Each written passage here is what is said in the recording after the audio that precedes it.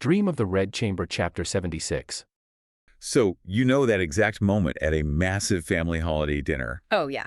The plates have been cleared for what feels like hours. Yeah. And you were just sitting there, completely drained. It's running on empty. Exactly. Your social battery isn't just low, it is blinking a violently flashing red. Right. You're like subtly eyeing the hallway, calculating the exact trajectory needed to slip out the side door without causing a scene. Yes, the tactical retreat. Yes. You're weighing whether you can fake a sudden headache or if you just need to, slowly back into the shadows until nobody notices. You're gone. But, of course, before you can make your move, the host of the party, maybe it's your mom or an aunt or a grandparent, spots your retreat. They always do. Always. Yeah. And they suddenly bring out a fresh, steaming pot of coffee, or maybe they drop a giant board game right in the center of the table. Oh, no. And they essentially lock the doors with their eyes. Yeah. You are not leaving. Right. The fun will continue until morale improves. It is the absolute definition of a festive hostage situation. Yeah. Totally. It is the forced continuation of joy, regardless of the actual physical reality of the people in the room. It really is. It's such a universal, deeply exhausting experience. And this exact dynamic isn't just a modern phenomenon. No, not at all. It's been happening for centuries. Centuries. Okay, let's unpack this. We're going to explore how forced festivity almost always masks a much deeper melancholy. Mm-hmm. And how the physical spaces we retreat to, well, how they actually reflect our truest emotional states. The setting of this chapter is really vital for understanding the psychological weight of the scene. Right. Set the scene for us. So we are at a mid-autumn festival feast. It's in the sprawling, incredibly wealthy, aristocratic household, the Gia family. The ultimate rich family. Exactly. But there is a distinct shift in the atmosphere here because the men of the family have just left the banquet. Okay, so the formal part is over. Right. The formal patriarchal obligations of the holiday are done. This leaves the women of the household, led by the matriarch, Grandmother Gia, to carry on the celebration deep into the night. And Grandmother Gia is like the undisputed center of gravity for this family. Oh, absolutely. She dictates the weather in that house. So she looks around her beautifully decorated tables, right under the light of the harvest moon. But instead of seeing this massive, opulent gathering in front of her, she immediately focuses on the gaps. Yes. She's essentially taking attendance in her head. And the math is not working out in her favor. Not at all. The text highlights those specific absences. Like, two of the younger women, Bao Chai and her sister, they've gone home to celebrate with their own family. Right. And two others, Li Wan and Fengji, are sick. So they are down 4 key people. Which is a big hit to the party dynamic. It is. For Grandmother Gia, the sheer scale of the pavilion they are sitting in suddenly works against her. The space just feels too big for the people left inside it. It feels cold. And she actually voices this disappointment out loud, doesn't she? She does. She sighs right in the middle of the party and says, visible proof that nothing in the world is perfect. Yeah. Which is, quite the heavy existential mood killer to drop on your guests while they're trying to celebrate. Seriously. She is looking backward, reflecting on past years when the household was louder, more chaotic and full to the brim. She's missing the noise. Exactly. She is lamenting the fact that even when you finally get the family together for a major reunion, the universe finds a way to introduce decay. Right. People get sick. People get sick, people marry and form new allegiances. The idealized, impenetrable family unit she desperately wants to maintain. It's just slipping through her fingers. It is proving to be entirely unattainable. So then Lady Wang, one of the younger women at the table, tries to step in with some pragmatic damage control. She tries to save the vibe. Yeah, she attempts to comfort the matriarch by pointing out that their core bloodline, like the immediate family, is actually all together this year. Right. She's saying, oh, look at the bright side. We have the people who matter most. But Grandmother Gia's reaction to this perfectly reasonable comfort is fascinating. She doesn't agree with her. No. And she doesn't argue with her either. She simply commands the servants to bring out massive cups and fill them to the brim with hot wine. Yeah, she responds to emotional discomfort with a physical mandate. Drink. Exactly. And the text explicitly notes the physical toll this takes. The night is getting late, the dew is falling. And they're tired. Everyone's bodies are fatigued. And they have a very low tolerance for alcohol at this hour. Right. They are already showing obvious signs of exhaustion, but Grandmother Gia completely overrides their physical reality. She is basically anchoring them to the table with these giant cups. You can't sneak off to bed if you have a massive goblet of hot wine in your hands that the matriarch just ordered you to drink. You're trapped. Right. So I have to wonder about her underlying motive here. Is she genuinely oblivious to the fact that everyone is miserable and tired? Or is she terrified of what actually happens if the party stops? Oh, it's the latter, without a doubt. Yeah. If we look at the structural health of the Gia family in the broader context of the novel, they are in a state of slow, irreversible decline. The family is falling apart. Slowly but surely. Grandmother Gia's sheer willpower is practically the only load-bearing pillar holding this fading family together. Wow. Her insistence on the big wine cups, on staying up, on this aggressive performance of joy, it's a fight against the dying of the light. So if she lets the party end, If she allows the lights to go out and everyone to disperse, she has to sit alone in the dark and face the reality that her family is fracturing. oh man, that reframes the entire scene for me. She isn't just being a demanding host. No. She is desperately trying to curate a flawless night to hold back the passage of time itself. And when physical demands, like forcing them to drink the hot wine, aren't enough to force the vibe she wants, she pivots. Right, she moves to manipulating the sensory environment. She decides to exert total aesthetic control over the party's soundtrack. Yeah, she looks up at the mid-autumn moon, which is perfectly bright and centered in the sky, and determines that the atmosphere requires music. Naturally. But she is remarkably specific about the audio design. She explicitly orders that they do not use a full theatrical band. Which would be the standard wealthy choice for a party of this scale, right? Normally, yes. But she claims that too much music ruins the elegance of the moonlight. So what does she want? Instead, she orders a single flute to be played. And she specifically insists that the musician be placed far away, hidden entirely out of sight. It's such a deliberate attempt to engineer a very specific melancholic beauty, like a curated aesthetic. Very curated. But before the musician can even get into position, the unpredictable, messy reality of life violently pierces her carefully curated bubble. Life always gets in the way. Always. A servant rushes in to report that one of the older men, Jiashi, tripped over a stone on his way out in the dark and severely sprained his leg. The juxtaposition there is just brilliant. Yeah. You have the matriarch trying to summon ethereal, distant flute music under a perfect moon. And immediately, An older man trips on a rock in the dark and injures himself. reality crashing in. Grandmother Gia briefly panics and sends people away to check on him. The physical frailty of the aging body literally crashes into her pristine evening. And then another family member, Madame Yu, insists on staying behind with the matriarch during this commotion. Right. But her reason for staying adds just another layer of grim reality to the whole thing. What does she say? Madame Yu notes that she is older and technically still in mourning for her father-in-law. Oh, wow. So she tells Grandmother Gia she has no reason to rush home for a joyous family reunion anyway. The illusion is completely cracking at this point. The reality of physical injury, aging, and the lingering shadow of death have all invited themselves to the party. They're sitting right at the table. So Grandmother Gia realizes physical presence isn't enough to force joy, so she leans even harder into her environmental control.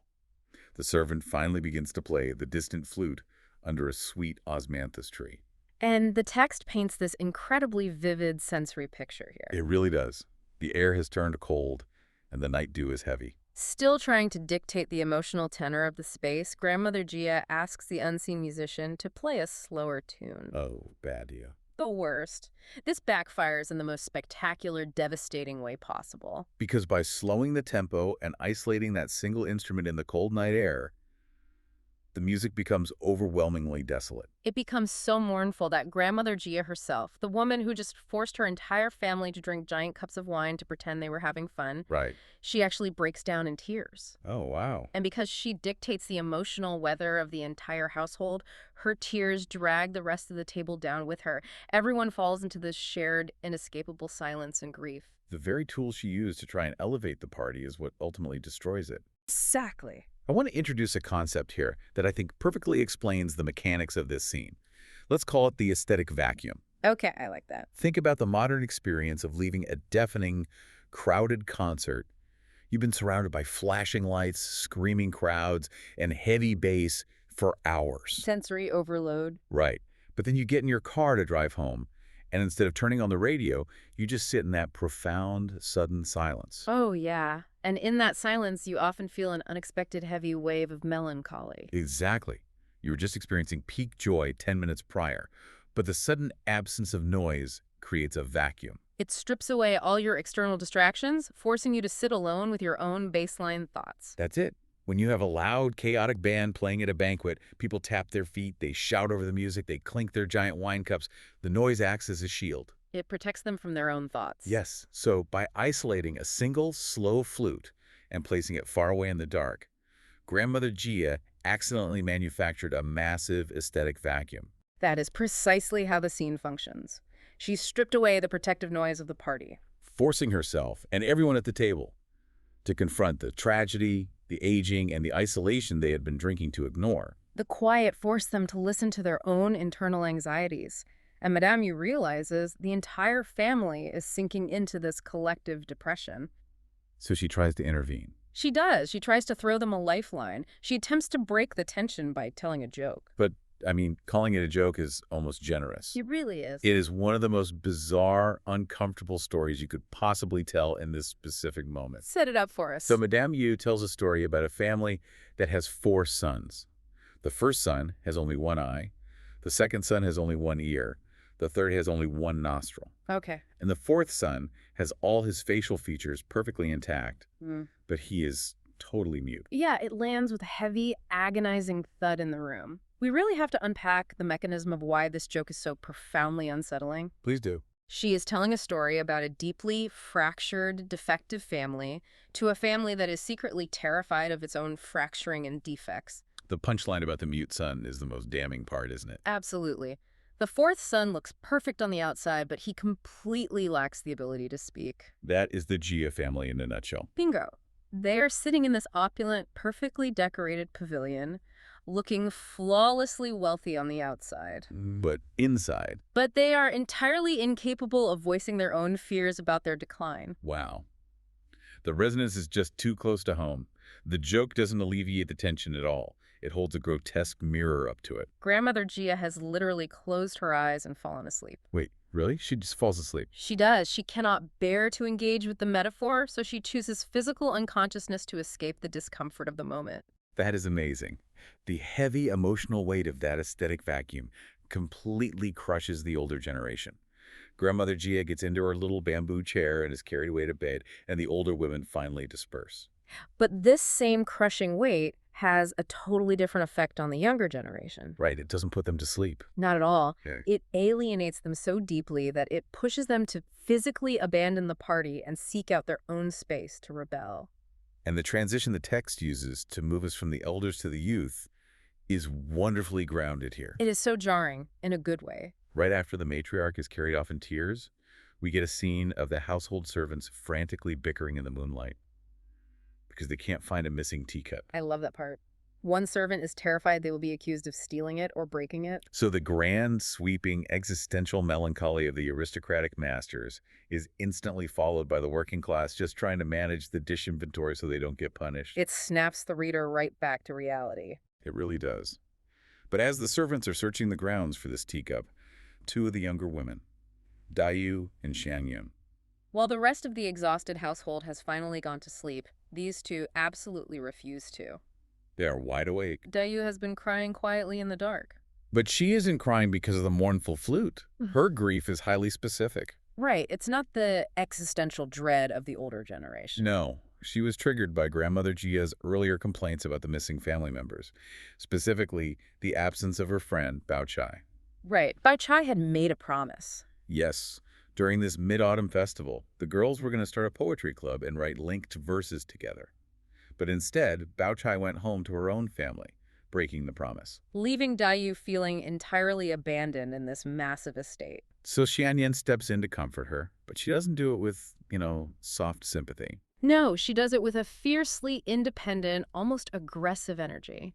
She quotes a song emperor saying, "How can one allow others to sleep soundly beside one's own bed?" Which is originally a quote about ruthless territorial dominance and military expansion. Yes.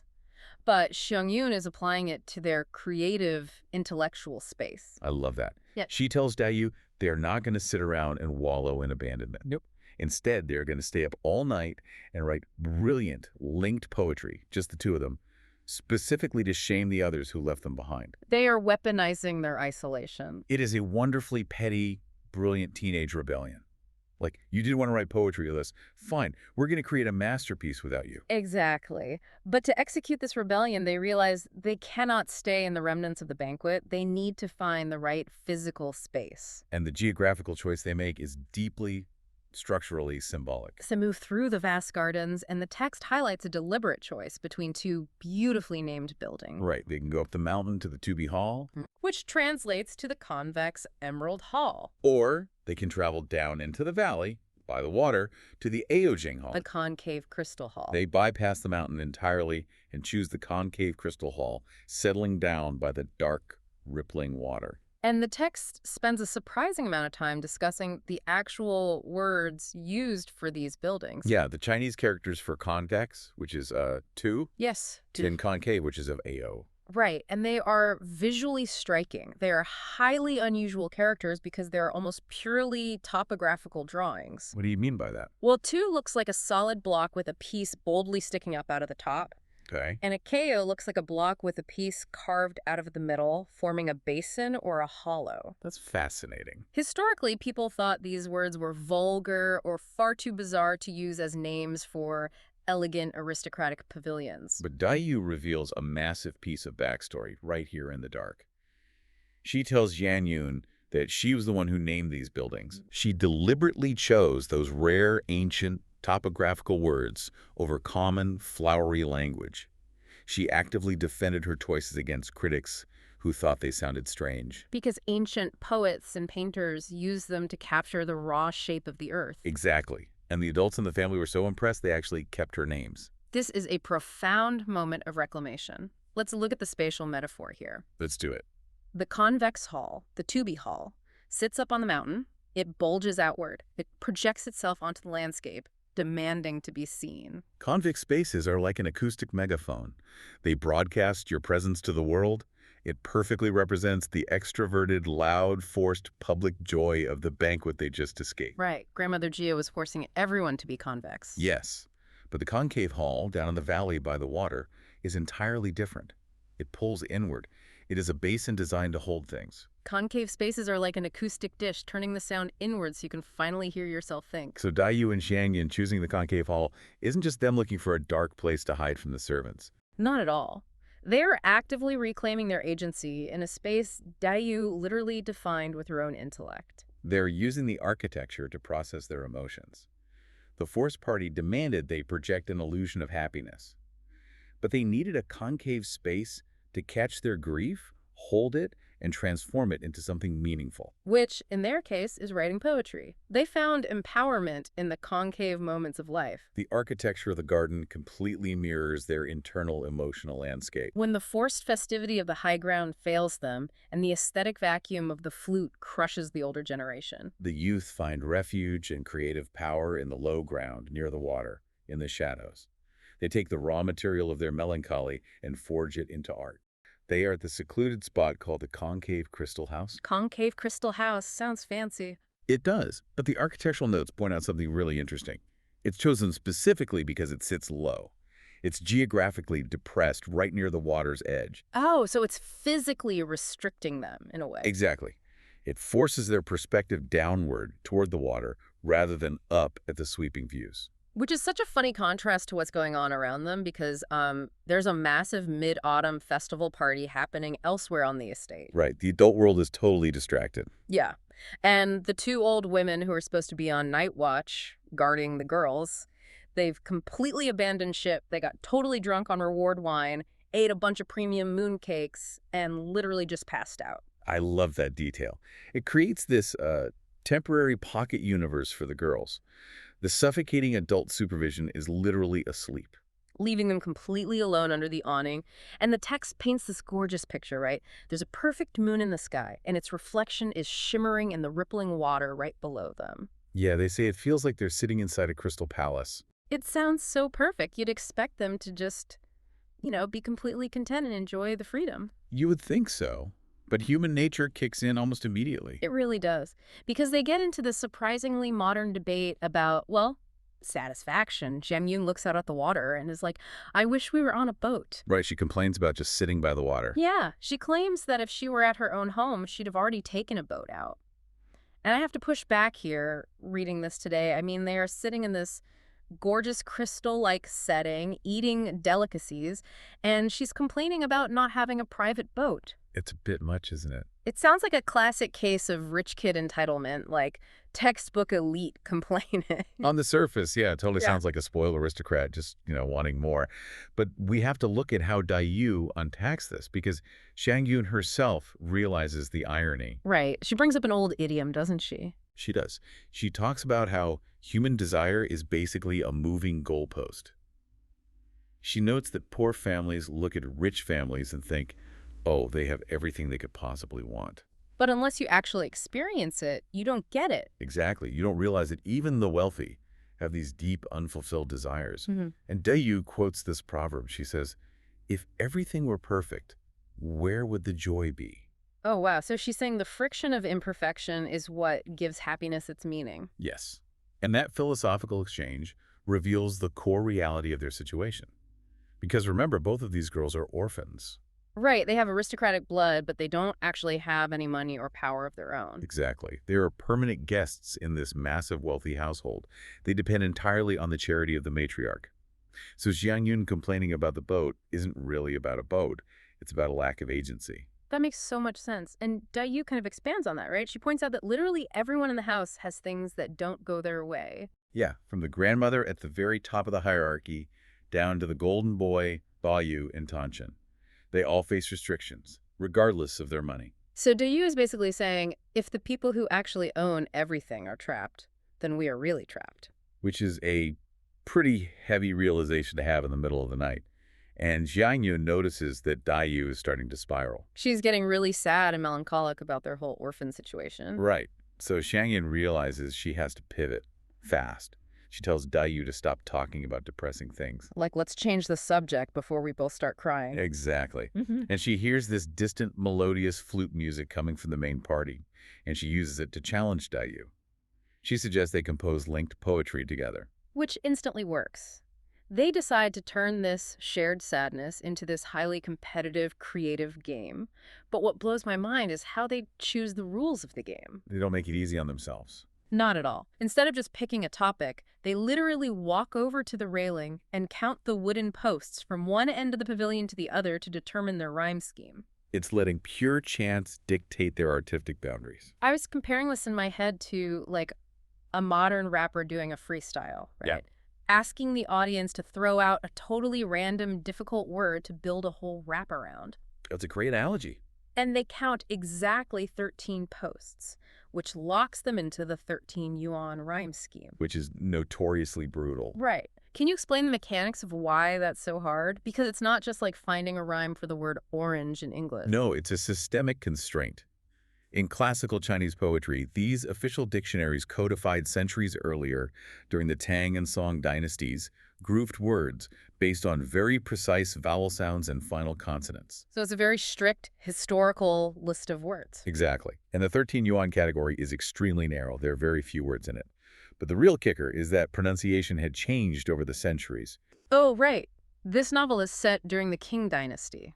Yes. So by their time, many of the characters in that specific category didn't even sound like they rhymed anymore in everyday speech. Wait, really? So how do you even play the game? You literally had to have the ancient phonetic tables memorized in your head. That is insane. They are fighting against the natural evolution of their own language, just for fun, in the middle of the night. And that's just the rhyme. They are also doing linked verse. Which means one person starts a line, and the other person has to match it and add a new one, going back and forth. But the matching has to be structurally perfect. If the first person ends with a noun about the sky, the next person has to end with a noun about the earth. A verb of motion matches a verb of motion. A color matches a color. So you're playing offense and defense at the same exact time. Constantly. It's an incredible intellectual pressure cooker. And the banter between them during this is so funny. They start off describing the party scenes, like dice and passing flowers and wine. The trash talk is very elegant. but it's fierce. It really is. Like, when Xiangyun uses the phrase sharing melons, Daiyu immediately calls a foul. She literally accuses her of making up fake slang just to trap her. Xiangyun actually has to defend her historical citation on the spot. And then later the roles reverse. Xiangyun complains that Daiyu took the easy way out by using the phrase golden daylily. Right. She accuses Daiyu of just stringing together rich, fancy vocabulary to stall for time. Because they are rapidly burning through all the easy rhyming words, which leads to this crazy moment of intellectual flexing. Yes, the obscure tree. Right. Xiangyun is pacing around, she's visibly struggling to find a rhyme, and then she proudly drops a line ending with the character Hun. And Daiyu is genuinely impressed. She cheers and calls Xiangyun a mischievous ghost for hiding such an obscure word. Because Hun refers to the night-closing tree, right? Exactly. It's a specific botanical reference to a tree whose leaves fold up in the evening, so it fits the nighttime setting perfectly, and it saves the rhyme scheme. It's a massive flex. But then Xiangyun admits something fascinating about it. She does. She confesses she actually had to double-check that character in an ancient anthology the day before, just to make sure of the meaning. But she adds that Sister Bao, another character in the house, already knew the word without even needing to look it up. Which says so much about the baseline standard of intellect in this family. Even when you win, the hierarchy of knowledge is just looming over you. Like, you have to read ancient botanical dictionaries in your spare time just to keep up. Right, and as they get deeper into this game, the night gets quieter. The distant party sounds fade away. The poetry starts getting way more intricate and personal. The superficial party tropes drop away. The structural restrictions of the game act like a centrifuge, forcing their subconscious anxiety to the surface. And just as the creative tension reaches its absolute peak, The real world crashes in. literally, It's such a jarring scare. Daiyu suddenly spots this dark, human-like shadow moving in the pond. and she genuinely thinks it's a ghost. Which makes sense. They've isolated themselves, the game is super intense, they're primed for panic. But Xiangyun, who always plays up this bold, tomboyish persona, declares she isn't afraid of ghosts at all, So she just picks up a stone and throws it right at the shadow. which breaks the illusion of the Crystal Palace completely. Hmm. The stone hits the water, the moon's reflection shatters into ripples. And suddenly, with this terrifying loud squawk, a massive white crane erupts out of the shadows. It flies right up toward the Lotus Pavilion. They had totally forgotten about the pet cranes wandering around the estate. The adrenaline of that moment would ruin most people's focus. I'd be done with the game. But Xiangyun weaponizes it immediately. She takes this real-life shock and channels it directly into the poetry game. She delivers this stunning line, "Cold pond crossed by crane shadow." Which is universally considered the masterpiece line of the battle. It's so good. Cold pond crossed by crane shadow. It captures the physical chill, the sudden violence of the movement, the visual, the white crane against the dark water, and she still hits the impossible 13 yuan rhyme. Daiyu's reaction says it all. She is absolutely floored. She's stomping her feet in praise. She literally says it's perfectly natural and fresh. She wants to put her pen down and quit. She actually surrenders. And Xiangyun graciously offers to let her sleep on it and finish the poem tomorrow. But Daiyu doesn't actually quit. She just stands there in silence, staring up at the sky, ignoring Xiangyun's teasing. You can almost feel her mental calculus. How do you possibly recover from a line that good? She has to find something in the universe that can balance a cold pond and a crane shadow. And then she delivers her mic drop. Cold moon buries flower soul. Cold moon buries flower soul. I mean, wow. The parallelism is just breathtaking. Let's break down the mechanics of why it works so perfectly. Yeah. Xiangyun uses the word cold, so Daiyu mirrors it with cold. Xiangyun uses pond, the water, the earth below. So Daiyu counters with moon, the sky, the ethereal above. Exactly, and the verbs are where the real emotional shift happens. Xiangyun uses crossed, which is a verb of temporary transit. Right, the crane is just passing through. But Daiyu counters with buries, a verb of absolute, inescapable finality, death. And then the final image. Xiangyun's crane shadow is an animal, a fleeting visual. But Daiyu's flower soul is deeply personal. It's her botanical motif throughout the whole novel, and it's entirely metaphysical. Cold moon buries flower soul. Xiangyun actually claps her hands in praise. She admits it's the only possible match. Daiyu won. But the victory is so short-lived because Xiangyun immediately follows up with a pretty intense warning, right? She does. She steps out of the competitor role and becomes a caretaker. She tells Daiyu that while the line is incredibly innovative, it's way too decadent. Like, it's too eerie and melancholy. Yes. She reminds Daiyu that she's currently sick. And writing these strangely chilling verses, focusing on buried souls and cold moons, is actually dangerous for her well-being. But Daiyu just laughs it off. She claims she only said it to beat Zhang Yun, like it was just a competitive reflex. Which is clearly a defensive deflection. Oh, totally. The restriction of the game, the insane rules of the 13 yuan rhyme, and the forced parallelism, it forced her to dig so deep into her own psyche that she basically pulled out her core existential dread. The very game they started as a distraction from their sadness became the ultimate vehicle for expressing it. It's like they couldn't escape it. Reading this text, it's impossible not to think about what it actually feels like to be awake at 3 a.m. Yeah, just staring at the ceiling. Or lying in bed, maybe furiously writing in a journal, and you just get totally stuck in this negative, melancholic loop. Down the rabbit hole. Exactly. Everything feels heavy, and you don't even realize how deep in the hole you are until something or, someone snaps you out of it. And to fully appreciate the weight of this particular interruption, we really have to look at the environment these characters are in. Set the scene for us a bit more. So Daiyu and Xiangyun are living inside Prospect Garden, which is this massive enclosed sanctuary. It belongs to the aristocratic Jia family. It's basically a world unto itself. Right. It's incredibly luxurious. It is. Yeah. But lingering over all this vast wealth is this subtle kind of creeping shadow of the family's impending decline. Like they know the good times aren't going to last forever. Exactly. And these are highly educated, profoundly sensitive teenagers. Right. They are acutely aware of the fragility of their world. So when they're sitting by the pool, they're feeling all of that weight. Yeah. When they sit down to write, they aren't just casually rhyming. Right. They're playing a high-wire intellectual game called Lianju. Lianju, or linked verse. Yes, linked verse. One person sets a rhyme and a theme. Okay.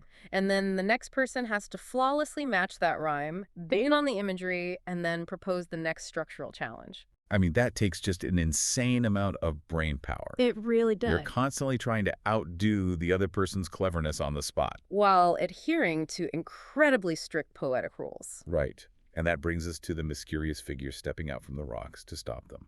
Miao Yu. Miao Yu. So tell us about her.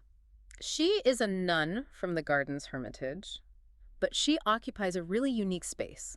How so? Because she is an aristocrat who took vows, so she operates slightly outside the strict hierarchy of the household. Got it. So she has a bit more freedom to just, intervene. Exactly. And when she interrupts them, she doesn't just tell them to keep the noise down. Right, like a security guard or something. No. She actually praises their technical brilliance first.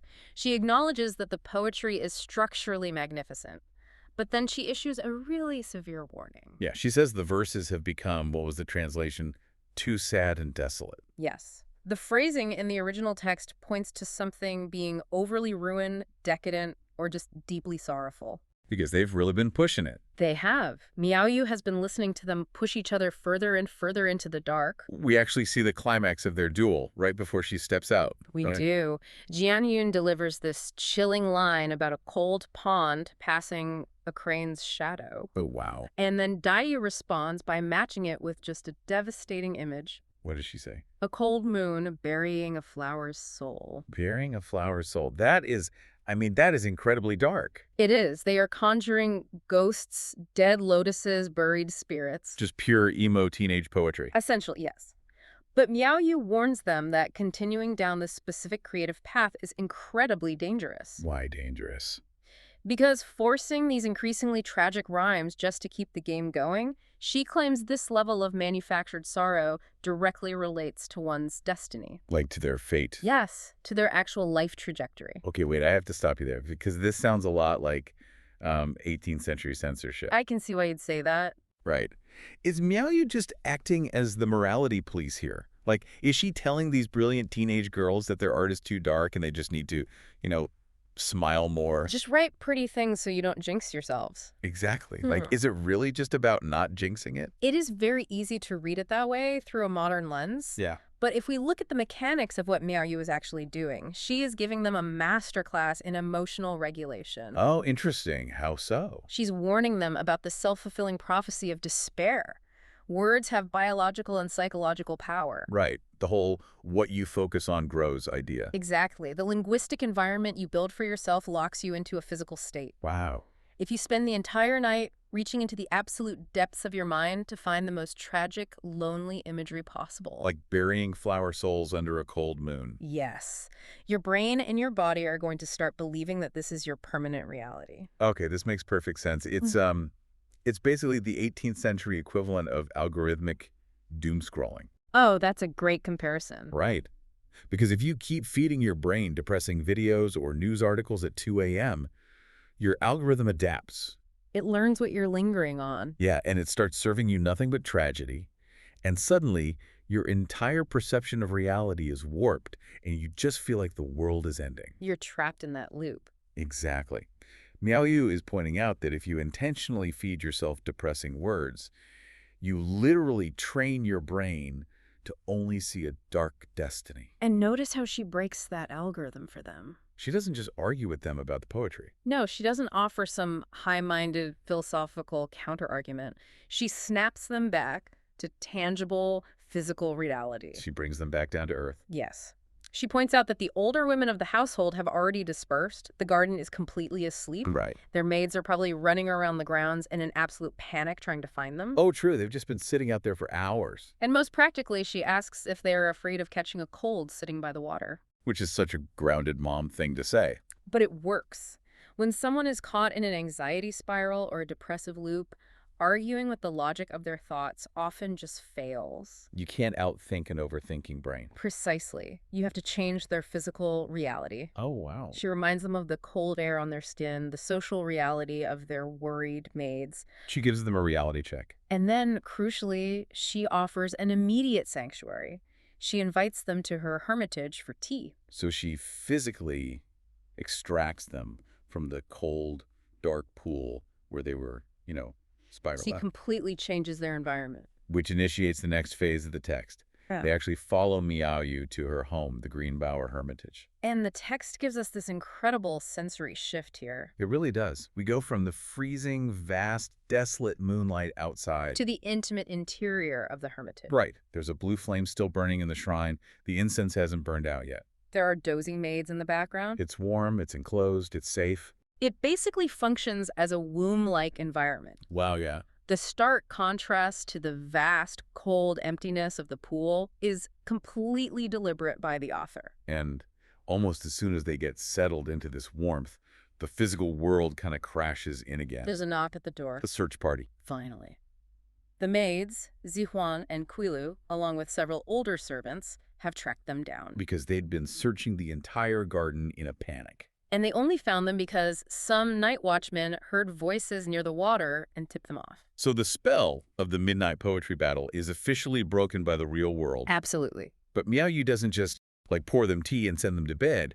This is where she asserts her own creative authority in this really fascinating way. She essentially takes over the game. Yeah, she gets out her brush and ink, makes Daiyu and Jiangyuan recite the 22 rhymes they had come up with so far, She documents all their dark work. and writes them all down. Yeah. And then, using this classic self-deprecating idiom, she announces she is going to add a dog's tail to a sable to finish the poem. Which is such a great phrase. It is. Wait, is. explain that idiom for us. What does adding a dog's tail to a sable actually mean? Well, it's a polite convention. Okay. It essentially means your work is the beautiful, rare sable fur, and my addition is just a cheap dog's tail. So she's pretending to be humble. Exactly. False modesty. Because beneath that, Miao Yu has a highly specific poetic and psychological philosophy that she intends to demonstrate. She has a point to make. A major point. She tells them that to properly finish this poem, they must return to their original face. The original face. Yes, or their true nature. Okay. She argues that if they continue to relentlessly hunt for bizarre, tragic, or terrifying imagery, they lose their identity. They lose who they really are. Right. They lose what she calls their boudoir face, meaning their true identity as young aristocratic maidens. Okay, boudoir face. Again, my modern brain immediately throws up a red flag here. I'm not surprised. Because that sounds incredibly restrictive. It sounds like she's basically saying, stay in your lane. You are young ladies of the inner chambers. You shouldn't be writing about ghosts and death. It does sound like gatekeeping. Exactly. Mm-hmm. Is there more to this concept than just, societal conditioning? Oh, there is immense cultural and historical weight to the concept of the boudoir. in 18th century Chinese literature. Okay, break that down for us. It wasn't just a physical room. It represented a state of inner refinement, balance, and quiet observation. So it's more of a psychological space. Exactly. Miaoyu isn't telling them to be superficial. She is telling them they have lost their center of gravity. By adopting the persona of wandering, desolate exiles just to win a rhyme game? Which they are not. Right. They are abandoning their own authentic experiences. That makes a lot of sense. True artistic mastery, according to Miaoyu, doesn't require destroying your own psychological foundation just to sound profound or edgy. You don't have to torture yourself to make good art. Precisely. And you really see that in how she actually alters the poem. She takes the pen and completely flips the script. The tonal shift is incredible. It really is. It's like Daiyu and Jiang Yun were writing this suffocating psychological thriller, and then Miaoyu steps in and turns the final act into a peaceful Studio Ghibli movie. That is the perfect way to describe it. Because she doesn't erase their 22 rhymes of sorrow, right? She leaves them there. She acknowledges the darkness. But then she adds 13 brand new rhymes of her own, bringing the total to 35. And look closely at the specific imagery she introduces in those 13 lines. Right. She brings in the dawn breaking. Which is physically happening in the real world, too. Exactly. She writes about 1,000 birds waking up in the forest, an ape crying in the valley. Wow. She introduces the sound of the morning bell ringing at the Greenbower Temple, the roosters crowing over at Rice Sweet Village. So she's bringing sound and life back into the picture. Yes. She moves the poem from isolation to community, from silence to the sounds of morning, from darkness to light. She literally writes the sunrise into the poem. She does. And she concludes it by describing the simple, grounding joy of brewing tea and having a refined conversation as the night ends. Bringing it back to the present moment. Right. And Daiyu and Jiang Yun read her ending, and they are just completely floored. They are amazed. They call Miaoyu a poetry immortal. Because they realize that compared to her ability to command the emotional landscape of the poem, They were just amateurs. they call themselves armchair strategists talking on paper. Wow. They knew how to play with sorrow, but they had absolutely no idea how to resolve it. That is such a powerful realization. It illustrates a profound lesson about synthesis. Right. Miaoyu's concept of returning to the true nature is really about achieving balance. Okay, balance. Daiyu and Xianyun got trapped in the yin, essentially. The dark, the cold, the passive, the sorrowful. Right. Miaoyu introduces the yang, the light, the warmth, the active dawn. She balances the scales. She synthesizes both the dark night and the coming day, offering the reader, really, a blueprint for emotional regulation through art. Which is? You acknowledge the darkness, as she did, by keeping their 22 lines. Right, you don't delete the hard feeling. Exactly, but you actively, deliberately write your way back to the light. I love that. It feels like this incredible moment of literary and spiritual resolution. It's very cathartic. The crisis is averted, the masterpiece is finished, but, and this is a massive shift in the text, the sun is actually coming up now. The magic of the night is officially over. Yeah. And as the girls finally leave the hermitage to get some rest, we are slammed right back into the inescapable, punishing reality of the physical body. We move instantly from the transcendent realm of immortal poetry back to the fragile, failing human form. It's quite a tonal whiplash. It is. Xianyun decides she doesn't want to make the long trek back to her own quarters. Right, she doesn't want to risk waking up her whole household. So she goes with Daiyu to her residence, Yaksang Manor. Makes sense. They go inside, wash up, get undressed, and finally get into bed. But neither of them can sleep. The poetry is resolved, but their nervous systems are completely frayed. Right, they've been up all night. They just lie there, tossing and turning.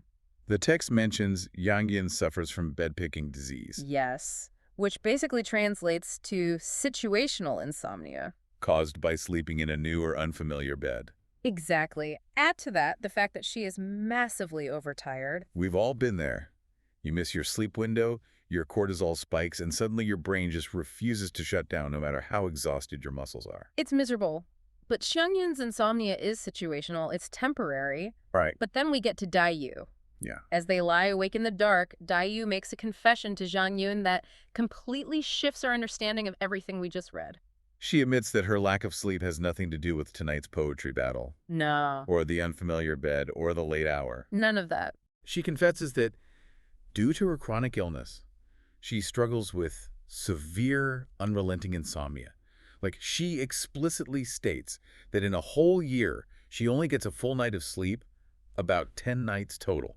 10 nights. 10 nights of restorative sleep in an entire year. It's almost unimaginable. And to understand the gravity of that, we have to look at the mechanisms of Daiyu's illness through the lens of traditional Chinese medicine. Because that deeply informs the world of this novel. Completely. The text frequently describes Daiyu as having a severe blood deficiency. Okay, wait. How does a blood deficiency translate to not sleeping for 350 days a year? Well, in traditional Chinese medicine, blood does much more than just nourish the physical organs. Okay. It is actually the physical anchor for the shen. The shen. Yes, which translates roughly to the mind or the spirit. Interesting. During the day, the shen is active, allowing you to think, create, interact. Right. But at night, the shen is supposed to return to the heart and be anchored by the blood so you can sleep deeply. If a person has a severe blood deficiency, the shen has nowhere to rest. It floats. It floats. Yes. And the result of a floating shen is severe insomnia, racing thoughts, night sweats, palpitations. Wow. So her spirit literally cannot settle into her body. That's exactly right. That is just devastating. It is. It casts a completely different light on the poetry. Right. Because we just spent all this time marveling at their poetic genius, Yeah. analyzing their rhymes, and talking about how romantic and high-minded it was to be writing verses by a moonlit pool. We called them poetry immortals. Exactly. Mm. But Daiyu only gets 10 good nights of sleep a year. Yeah.